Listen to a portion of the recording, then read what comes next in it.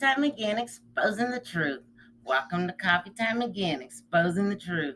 Dale at the microphone, the show that demonstrates how history repeats itself. He digs into the past, shows what happens, and how it is happening now. Follow the path of history to where it goes, then relate it to today to reveal the connections. The culture that forgets its history has no future. A history buff and loves to talk about it, going back as far as ancient Greeks and Egyptians and beyond. So grab your coffee, your chair, and listen to the show. Hope you enjoy. All right. Welcome to the show. Good morning. For me, anyway, it's good morning. Welcome to the show. My name is Dale. I am the host of Coffee Time Again, your show dealing with everything we can think of. Because that's the way I want to work, particularly with history. However, today we're talking with Tony. How do you pronounce your last name, Tony? L. L. Tony L. And he will be talking about his experience as an African American male in the United States and the things he went through as a youth, which I'm very interested in. I'm going to be doing a panel shortly with four African American, a grandfather, the granddaughter, the great granddaughter, and a family friend. So I'm going to have four people on the panel. So I've got three generations from the same family with their experiences. I think it's going to be an excellent show later. That's a couple of weeks away. But in the meantime, we got Tony. I'm going to introduce Tony. This is Coffee Time Again, Exposing the Truth. And today we expose the truth of Tony. Welcome to the show, Tony. Tell us about yourself. Excellent, Dale. I definitely do appreciate the time here. Yes, I am. Yeah, first of all, let me start off by correcting one thing. I'm not African American. Oh, my mistake. No, that's fine. That's fine. I am 100% American. Ah, that I like. That I like. Who's happened to be of the hue what people refer to as being black.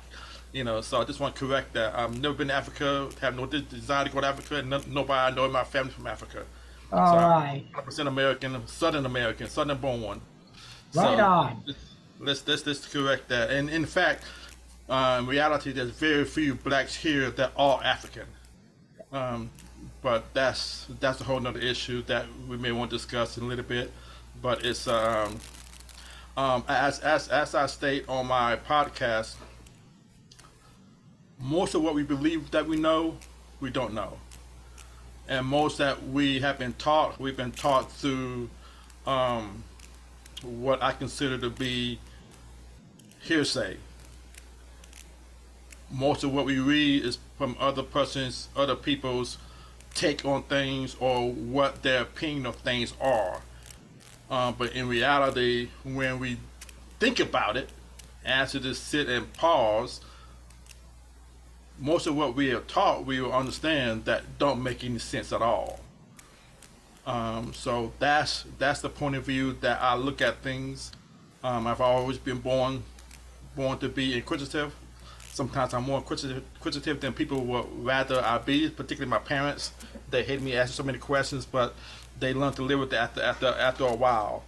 So that's just me. And so my asking questions, seeing things through a curious point of view, led me to this point where I question everything, and most everything that I stated that we have been taught are lies. Most to the detriment, particularly of Black Americans, for lack of better phrase, but Americans in general, because we are the greatest country on the planet. And most of what we've been taught and how we've been taught doesn't allow us to be our greatest. If anything, it deters us. It makes us weaker. And if we don't change it, it's going to defeat us. Yes, Tony, I like what you have to say because I've been believing that for a long time. That there's no such thing as Irish Americans, Black Americans, Italian Americans, or Americans.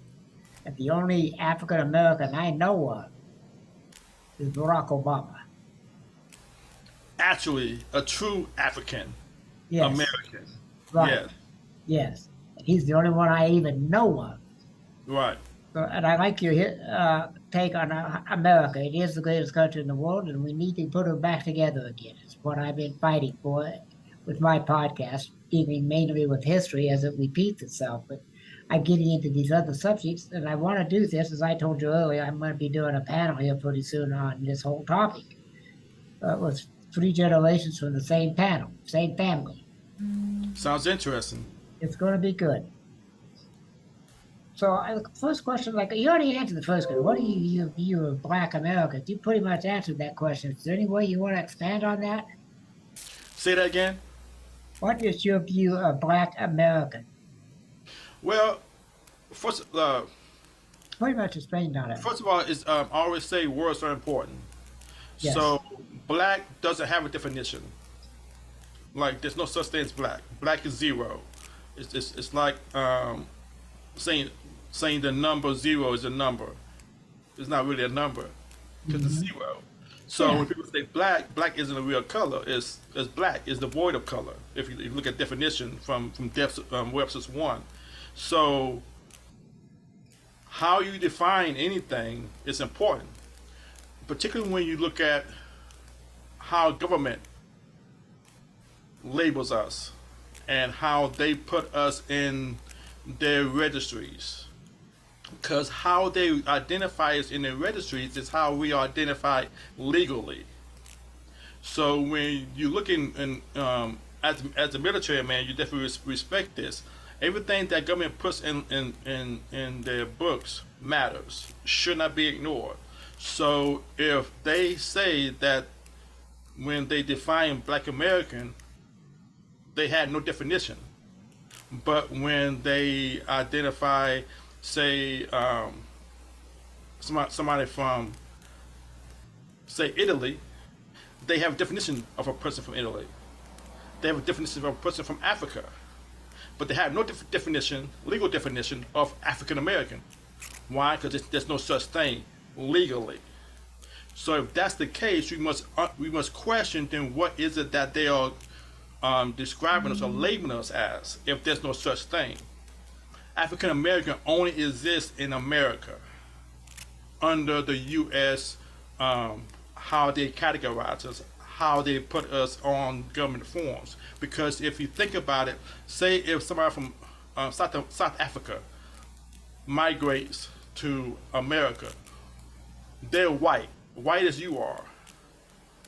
Do you think they would feel safe standing in a crowd full of blacks call themselves African American? No. Why is that? That's lunacy, because they are African American. But in the environment of America, they dare not call themselves that way. But logically, they are. Illogically, we are. And I did this podcast before. Does African American make sense? And I had a lot of clips there. You had opportunity to look at that. But the main question is, what benefit is it for blacks in this country to call ourselves African American, to dress up in a garb of African American, wrap ourselves in the African American flag, African American or African colors? What's the benefit? If I die today, I would get nothing from Africa. If any African in Africa die, I get no benefit for anybody in Africa dying. What's the benefit for blacks in this country to call themselves African American? If somebody's from Italy and they got family in Italy, if that person that dies in Italy, they may get some inheritance. There's not one black, well, I would dare say one Black American that would get any benefit from any person dying in Africa. So what is the benefit of blacks in this country wrapping ourselves in Africa when we have no idea anything about Africa? We have no family in Africa, and there's been not one African that I know of come over here and try to find their kin over here in America. So what's the benefit? And if there's no benefit, why are we doing it? It's somebody's benefit. Somebody's benefit. Somebody needs to ask that question. Whose benefit is it? My guess would be the government in America. government. then that's right. And that will lead to another question. What is their benefit? Because if they're trying to get reparations, as I mentioned before in one of my podcasts, if they're trying to get everybody wrapped into reparations, and they labeled us African American, and that's not our true identity, who does it benefit? Does it benefit people over in Africa? Because if you look at Biden, Biden is shipping a lot of the benefit from the Build Back Better overseas. So I are they know. doing some other sleight of hand where they're putting African American in their documents when it doesn't benefit us, so-called African Americans over here? We need to start asking that question. If that's not our, if that's not our true identity legally, we need to start asking what is our true identity? Who are we? Are we actually Indians? People who were here originally, which we were. So if that's the case, who were we? We were not called Indians. Who were we called? What nation are we from? That's what matters when it comes to government. Facts. Who are you? If you're trying to lay claim to something, if you're a Cherokee, if you're Indian, if you're a Navajo, and you're not claiming that, you're not getting any benefit of that. Okay, I see what you're talking about there, Tony. That's excellent. Good. I understand now a little more clearly on that whole question, even though I am, like you, I believe that it's just Americans, that's all. We're Americans. You know, I have of Irish descent, but I'm not Irish American. There I'm you an go. American. And I have believed that for years. How do you believe America is not a racist nation? Because it's not. I Because tend to agree with you, again, but again, what does racism mean? Words are important. So if you mhm, call somebody racist, what are you saying they are? If you look at racist is a person who sees himself as being superior than other ethnic groups, people of color, or whatever. Is that what America is holding itself up to be? I don't see that at all.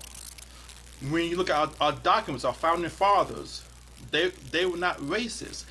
They had what we call today slaves, but a lot of them they were required to have slaves by law. Particularly when you look at Thomas Jefferson, he could not get rid of his slaves. So we have a bad habit of looking at things that happened, say, centuries ago, in in in our viewpoint, from our viewpoint. But that's like somebody centuries in the future looking back at how we are behaving and how we treat each other and saying that how we treat each other is barbaric. But that may be so in from their point of view.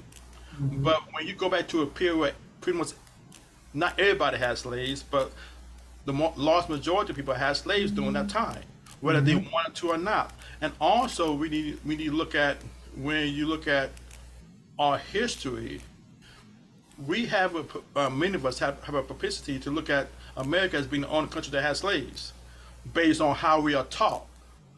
Slavery has been around since the beginning of the pharaohs, and if you look at the the numbers of slaves during the so-called transatlantic slave period, America had the fewest. You want to look at the number of countries who had more, you can look at Brazil. And Brazil had their slave period going a lot longer than America, but nobody wants to talk about that. So if you want to call a country racist, so we need to look at what's defined as racist, and look at our history. America, based on our Constitution, has been the leader of freedom, individuals of all kinds. And when you look at what the founding fathers did at the inception of our Constitution, like the George Washington did the Northwest Ordinance, which forbid the importation of slavery. Thomas Jefferson passed a law where slavery. Well, let me correct that. The Northwest Ordinance forbid new states from joining to have slaves.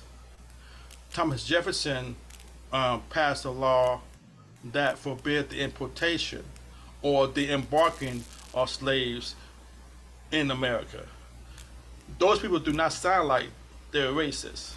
And when you look at the fact that there are more black millionaires and billionaires in this country than anywhere else, how can you say we're racist? That I defies the point of that.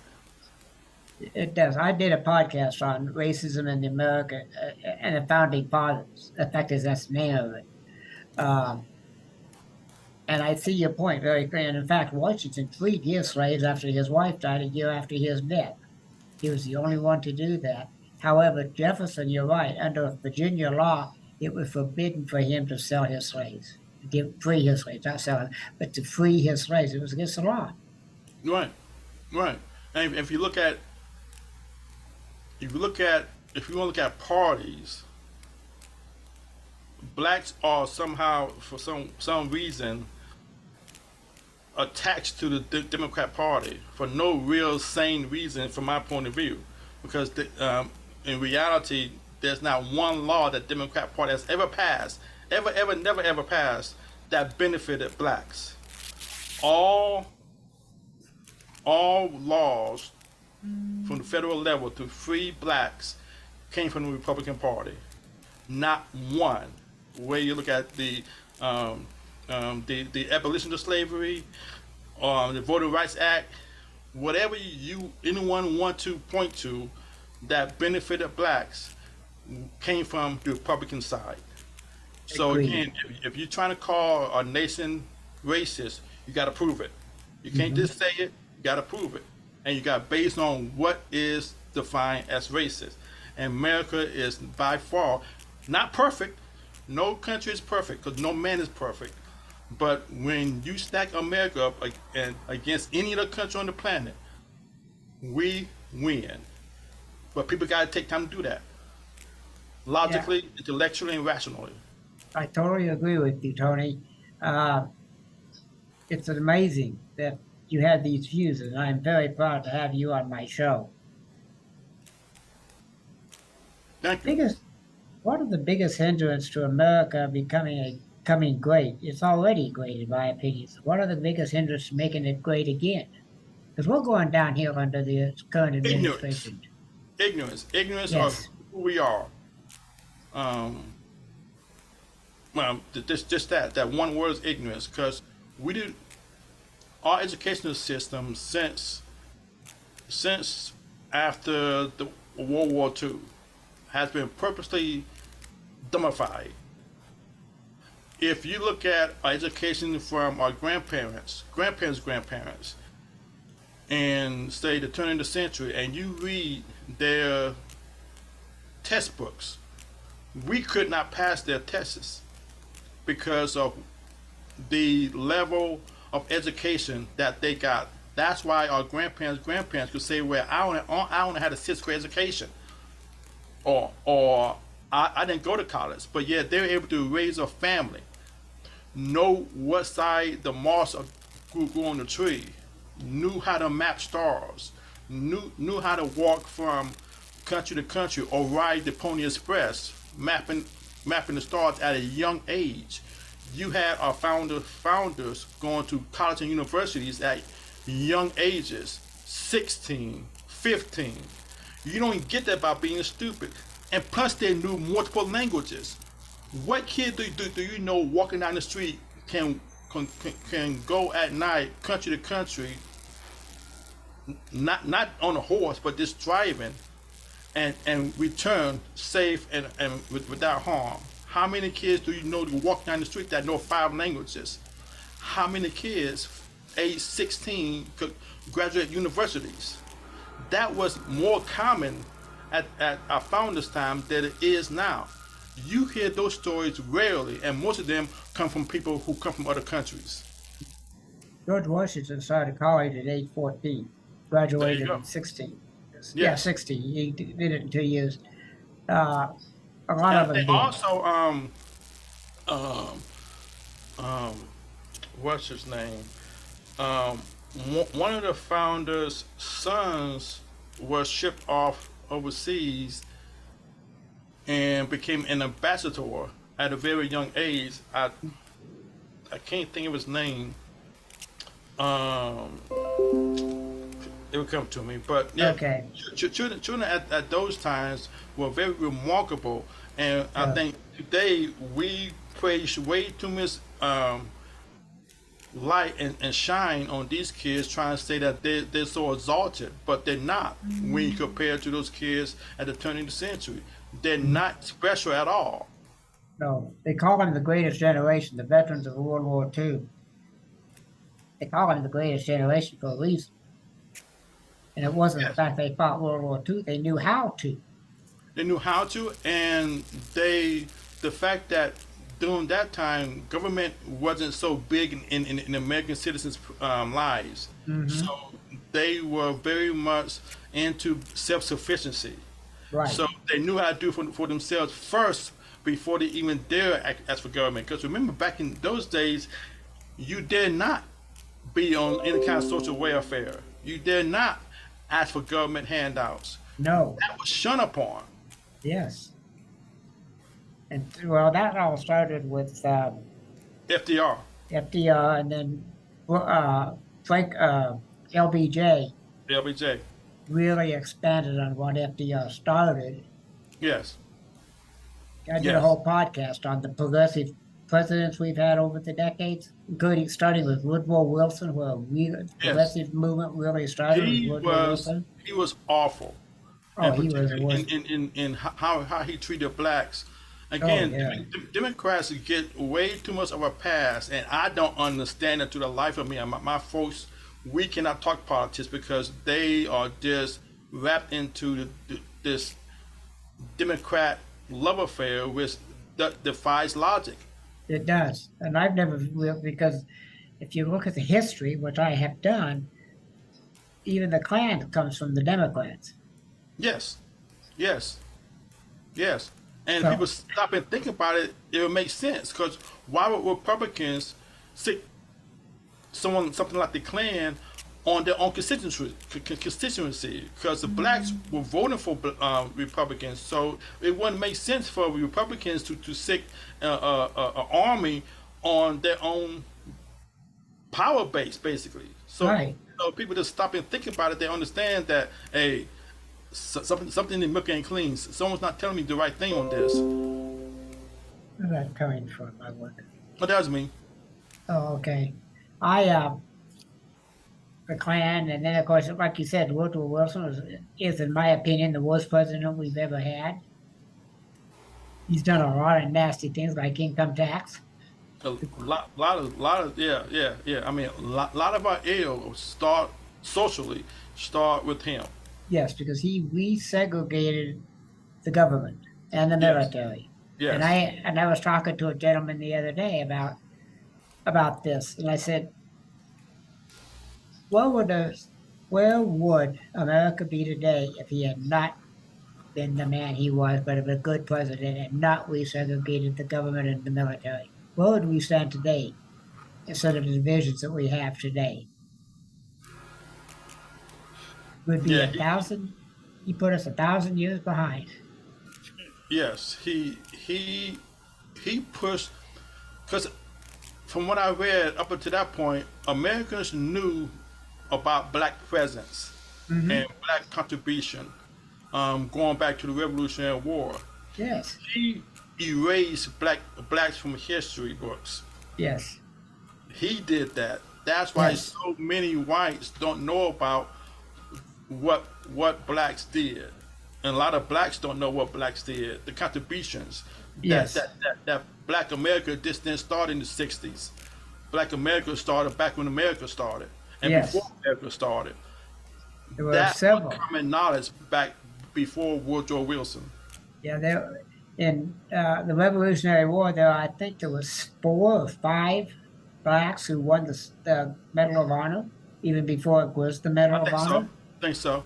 something like that. I don't remember the exact numbers, but it was quite a few considering the population of in the North during Yeah. the Revolutionary War. Yes. Yes. Yes, there were Yes. several really, and we still have the heroes today. But what is this is not on your list, but what about the education system today with all this woke stuff and CRT and Well, again, you had to look at where is that coming from. What party is bringing that to the table? Everywhere you turn, and blacks are getting the shaft, Democrats are bending them over. And it's not affecting just the blacks, it's affecting the country. yes, Because progressivism, socialism was never meant to be part of the American fabric. But the Democrats, from way back to Stalin times, has been the arbiter of socialism, progressivism in this country. And they could not get anywhere without black support. And that's why they had to keep blacks under their tent and keep blacks needing their services, but they can only get that if blacks stay subjugated. Not right, just blacks, but poor people stay subjugated. So how do you keep people subjugated? You make them stupid. You right, make them ignorant. Because again, at the turn of the century, people knew how to add one plus one. People knew how to go to the market and be able to do arithmetic in their heads. People knew how to take care of themselves. And when you know how economy works, if you know how money works, you know how to do business for yourself. You know how to sustain yourself.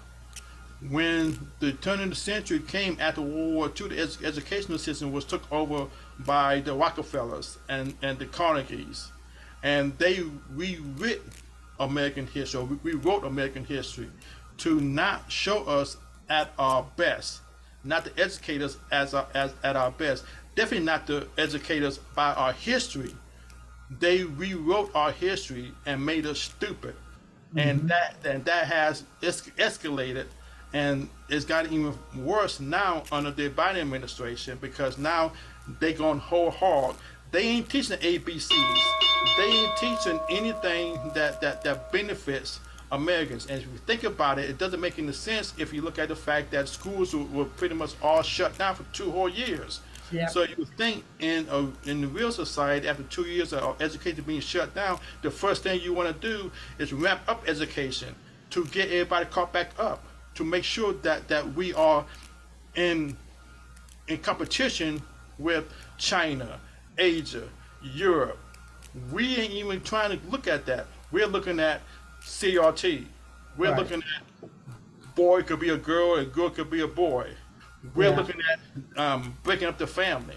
We're not looking at anything that's positive and that could benefit and to make us better and stronger because that's not their goal. No, it isn't. Like the progressive movement. That's not what I was going to say. Sorry about that. I was going to bring up Vladimir Lenin back Who's in that? the day. Vladimir Lenin from Yes. okay. Yes. He made a comment. I'm going to give you two quotes. One of them from Lenin. The goal of socialism is communism. And he also had another quote. I created the term social democracy to placate useful idiots, and he was talking Useful about his idiots. Right. voters, so he Right. could get the Soviet Union to be created as a dictatorship. Well, because I mean, there's three forms of economies. There's capitalism, there's socialism, and there's communism. hmm In that order, because socialism is the median between capitalism and communism. Is the hmm median. So the fact that we are pretty much socialist now, that's only a little bit further before we'll just rat up communists, and Right. we're on that road. Oh, yes, we are very much so. The other quote I was going to give you is the philosophy in the classroom of one generation will be the philosophy of the government in the next. Oh, that's Lincoln. Yeah, Yes, yes, I didn't know it was Lincoln, that's but one of the I got favorite. it. I got that from the Britannica, but encyclopedia. Yeah, that's Lincoln. However, look at what the way the school started to degenerate in the 50s and 60s and what's going on in the government today.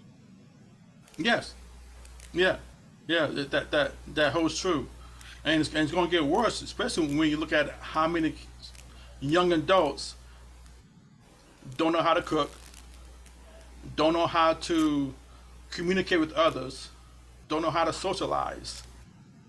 That all starts at home, first of all. Then Mhm. it carries itself into schools because schools are not teaching manners. Not that schools are necessarily that's their first function, but back when I was growing up, there was a class to teach manners, to teach um, um, social skills, whether it be cooking, sewing, or just talking a boy talking to a girl, girl talking to a boy. We had those classes. They don't have those classes anymore, and they're definitely not getting that out from home. No, they're not. It's just that I did a podcast on the American education system, and it is so degenerative from about the 50s and 60s. I missed the real. I got out of school in '69, so I didn't really get the start of that real stuff in the '70s. Thank God for that. What role does religion play? Say that again. What role does religion play in our country today? Religion. Religion, What role should it play, or what role is it playing? both. It should be the cornerstone of our life.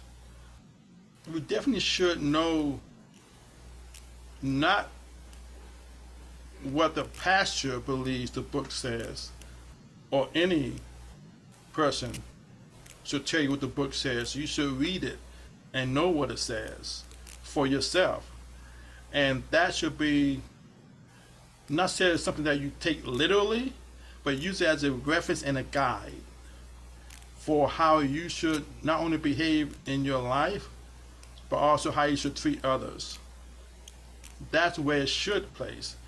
It's far from that today because so many pastors have turned their backs on the word for the sake of convenience and popularity. So when you don't have the pastors teaching the truth, the sheep have no one to go to. So they turn to each other. They turn to man. Mhm. And when you look at what happened during the COVID, where churches allowed themselves to be, many of them allowed themselves to be shut down without any real argument. Some argued, and they won, particularly in California. Um, One that I could recall. There might have been other instances where they challenged the authority of the government to restrict them, but not enough did. No, especially in California. California is just an absolute disaster. It needs to be Yeah, its own separate country just to yeah, get rid of yeah. it. Pretty much Just to get is. rid of it. Yeah, just to Right. get rid of it. What are some of the causes of America's social decay? The demise of the family, and again, that started with the Democrats. LBJ and his rewriting of the Social Security Act, Hmm. where he forbid any woman who was getting economic government assistance to have a man in the house. Now, of course, that severely impacted the black community. If you look around today, we're 8% illegitimate childbirth in the black community, which is unsustainable, and you see the consequences of that. Every time you get turned on the news, you see the consequences of that. Yes. Every time you go out into the streets and you see grown men with the pants off their butt, you see the consequences of that. When you see so many black women with no man but five babies, you see the consequences of that. And it does affect the rest of the society, the white community as well, but not Yes. nearly to the degree and level as a black American community. So the family is the is the foundation of any successful society, and that goes back to millennia. And Yes. when you destroy the family, and when you look at, say, 30s, 40s, 50s, the American family was the envy of the American society as far as families were concerned, because we were intact, we were strong, and we were vibrant. We are not that anymore. No, we are not. And as you said, it affects not only the black community, but the white community as well. Yes, You know, because all we're coming from a broken home. So many of us come from broken homes, and it's yes. just incredible. And it costs the society because all those um, ill seeds from that, this government has to take care of them Yeah. one way or another. So that costs. And that's also one of the reasons, because I did one on the black, on not the black, but on prison system in America, the justice system in America, and that the predominant number of people of color, not just blacks, but the Hispanics in Hmm. prison today is just incredible. That's one way they're quote unquote taking care of them. Is Well, I mean, if man cannot take care of themselves, government will. yep, So if you remove self responsibility will be placed upon you from without you, yes, if not from within. I totally agree. I totally agree with that statement. In fact, I agree with about 88, more than that, about 99% of what you're saying, if not 100%. Well, Because what you're you're giving me way making too much sense. credit. I ain't that smart. Well, you come up with the information somewhere, Tony, probably in your research, like I do with my research. Thank you. Why do you believe in there is no such thing as equality? There's no such thing as equality. Equality is equality is a socialist term. Started way back with Lenin, because if you place two seeds from the same variety in the ground at the same time, watered the same way, they're not going to grow up the same way. They're just not. Even identical twins are not going to grow up the same way.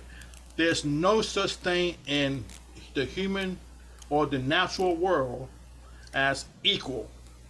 It just doesn't exist. Nothing is equal. Even the snowflake is not identical. There's nothing equal. So what socialism does, it never rise helps the person below rise. It always takes the person from above and pushes them down Yes. to so-called call them equal. Why? Yes. Because I could see one thing, you could see the same thing. We see it differently. Like I said, Americans, based on Constitution, recognize that we are all born equal. Born equal. After we're born, all bets are off. The founders and with this with their education on natural science, they know we are all born equal for the most part. Now, of course, there be maybe some maybe born with a leg or no leg or have other things going on, but by and large, we're all born equal. But after that, you may have greater ambitions than me. You may want to stay at home with your mom till you're 40. I may not have that same ambition. I may want to have more out of my life. You may not. You may want to be a cook. I may want to be a chef, which is different. yes, it So, is. so therefore, we cannot be different.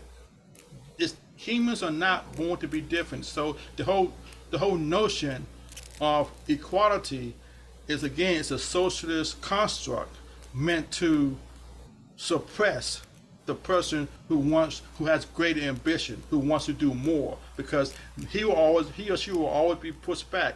That's why we look at socialist countries or democrat countries like England, like Canada. When people who have ambition, they hit a ceiling, and when they hit that ceiling where they can only earn but so much, they want to come to America because that's when they have no ceiling.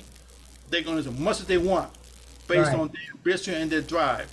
That's not available to them in social democrat countries like Canada, like England, like Sweden. But Yeah. everybody want to point to Sweden as being the darling of socialism, which they're not socialists, they're democrat socialists. But when you go there, they do not have the ability to earn as much as they want, typically speaking, when you compare to the American society. Okay, I get what you're saying, and it's an interesting concept, and I think it's a good one. I'm going to have to explore it a little more. I agree with you that we are born equal, but we don't have equal ambitions, equal goals. You know, uh, so we have to do what follow our hearts, I think, and make our own lives the way we have to, the way we want to go. Right. I mean, because it's just like two people starting at a race. Hmm. You have only two choices.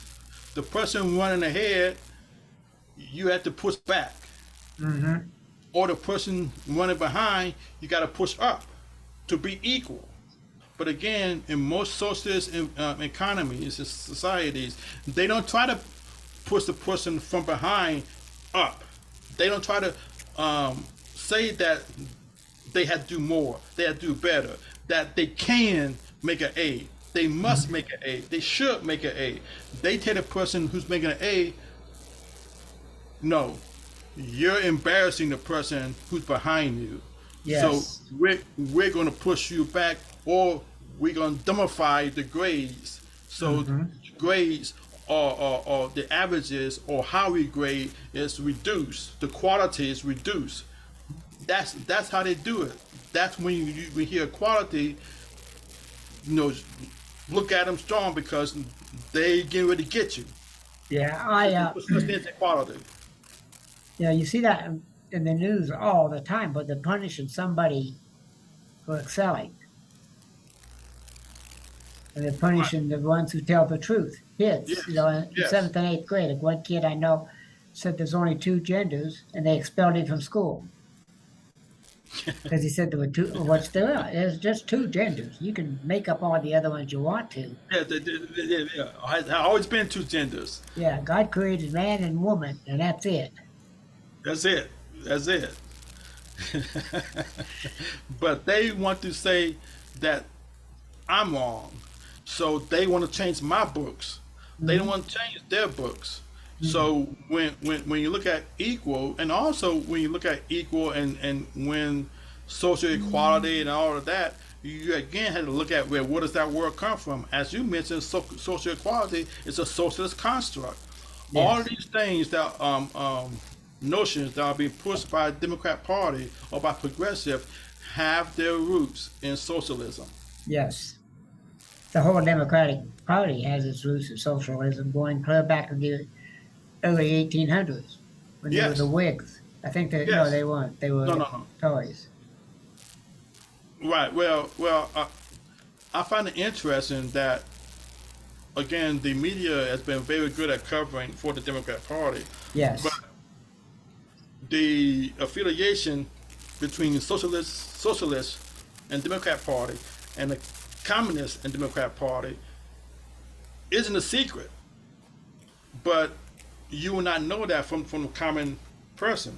No. Because when you go back to the time of Stalin, and I think the reporter for the New York Times was Durant. I want to say his last name was Durant. He completely lied about Stalin's atrocities.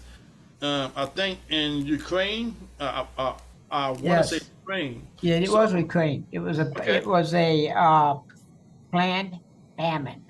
yes, yes. but that reporter completely lied for him. Yes, he did. And you're Completely right. lied His name was Durant. Durant, and Yeah. he was a Democrat. Yes. So, and when you look at the relationship between not Hitler, Nazism, and FDR, there's definitely a connection there. Yeah. And so the Democrat Party has always been associated, and still is today. When people look at open rallies for the Democrat Party, you're also going to see a Communist Party flag there. You're always going to see a Socialist Democrat flag there. You don't Yep. hear no Socialist Republican. You don't never hear No. Socialist Republican or Communist Republican. Those No, things just don't make sense when you hear them together. no, But they don't make sense and they are contradictory. yeah, right, exactly. But we don't think twice when you see a Communist Party member or affiliation between members of Congress, Democrat members of Congress, members of the Communist Party, or members of Social Democrat Party. We don't think twice about it, but we should. No. We never we glorify somebody like Bernie Sanders Yes, and yes, AOC. yes. Well, that's fine to do it, but you got to do it in the proper context Yes. and actually understand and look at what does this mean to me and our country. Yeah. I totally agree with you, Tony. Things are just so messed up in our world today. You says the last question is being from the South. What do you like about it? The South. The South, I Yeah. love the South. I love everything about the South. Um, we have history, like everybody has history, but again, most of the history that was, I say the majority, believe they know about the South, they don't know about the South.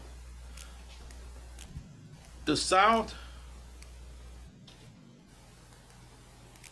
is conservative. We are steadfast in our beliefs.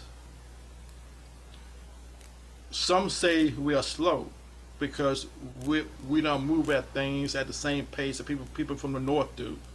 But again, history has been rewritten in the sense that the South lost. I don't think the South lost. I think the two parties came to a mutual agreement because if you look at it, the South was the part of the country that had everything. The North was industrialized, but the South had all the raw minerals. There were more population in the South. We had more people in the South. So those two things right there will put the North at a disadvantage to me. Hmm. So just based on when you want to say who won, who lost, again, that's that's relative.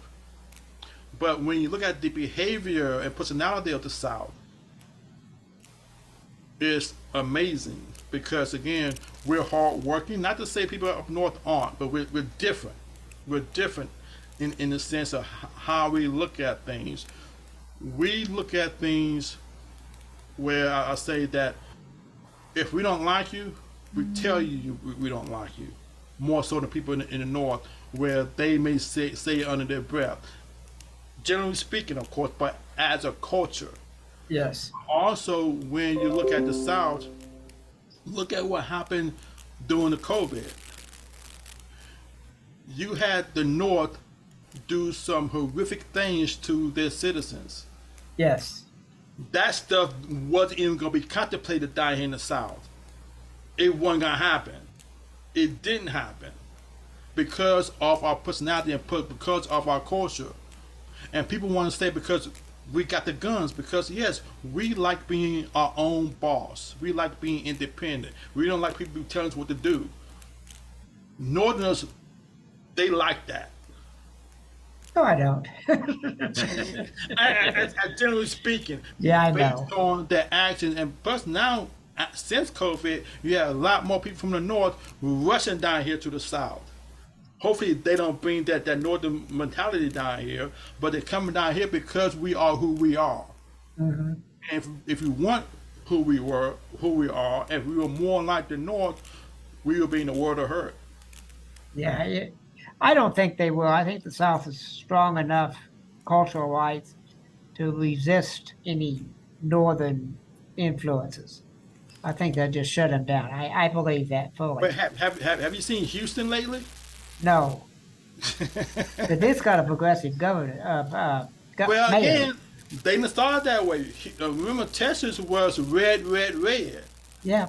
for many years, but now some pockets, because of the influx of northern personalities and northern culture, it's beginning to change.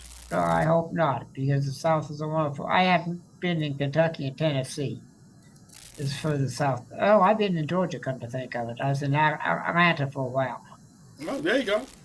Not very long, but I like that culture. I like that honesty. I like the belief, and I love the fact that they say it's my gun. Constitution There says you I go. can have a Right. gun, take it, shove it. You want my gun? You're going to take it out of my cold dead hand. There you go. There you I go. like that attitude. I love it. I love the independence. Yes. The South is very independent minded. Yeah. Not to say that I mean, the Midwest is definitely more of a Southern personality than Hmm.